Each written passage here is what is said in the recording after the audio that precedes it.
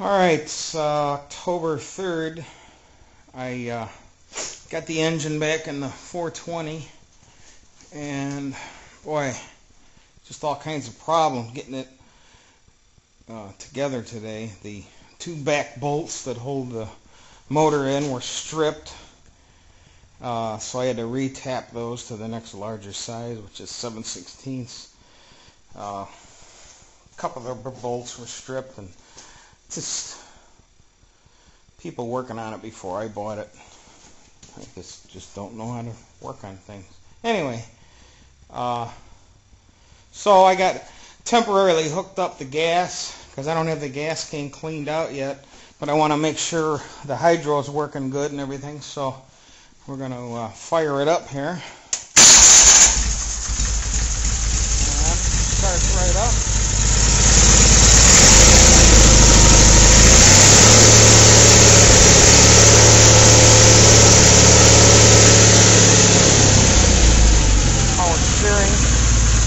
Working.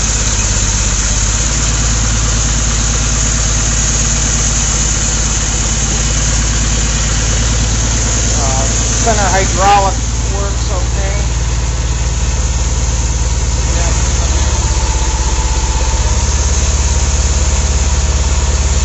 And transmission works. I couldn't figure this out. It wasn't working, and I never had this kind of a tractor. It's got a, I don't know, it says 2-speed transmission, but if you pop that out the other way, it's just in neutral, so I don't see where the two speeds are. But we get the hydro going forward, and then it's got that locker down there. That's working good. So I think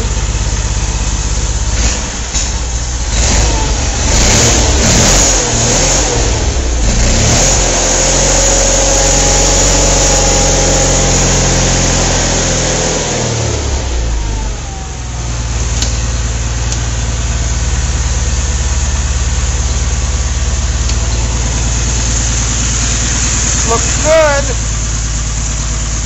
I don't see any leaks yet. The PTO doesn't work. I don't know why that is. I got it hooked up electrically, but let's figure that out later.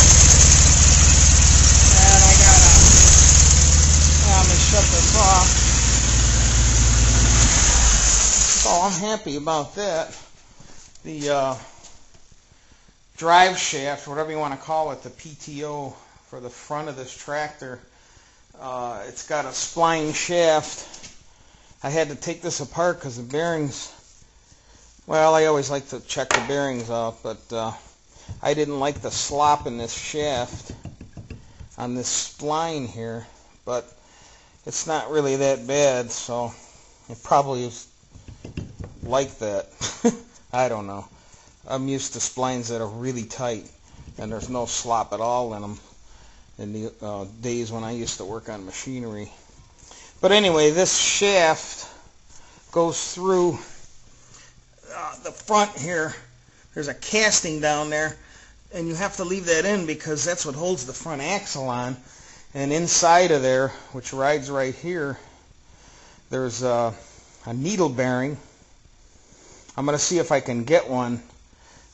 It should be a standard bearing, and then I'll change that needle bearing. Otherwise, I'll just repack it and reuse it. But I want to change it because there's little rubber seals that actually ride on this shaft that keeps stuff from getting in there. And then on the other end, there's a bearing that rides here. And I don't know. That looked like a pretty standard bearing to me, so I got the old I-loop out, and I found a number on here, and it said 6205, which is a standard motor bearing. And back in the old days when I had a motor and pump shop, I got bearings laying all over the place, and there's a 6205. So I got a bearing for that, and it's a double shielded. That's double shielded metal. This is a double shielded rubber, but these are supposedly sealed bearings, but they're not sealed. You can still get water and stuff in there. So anyway, if I can get this needle bearing, I'll get it. That's why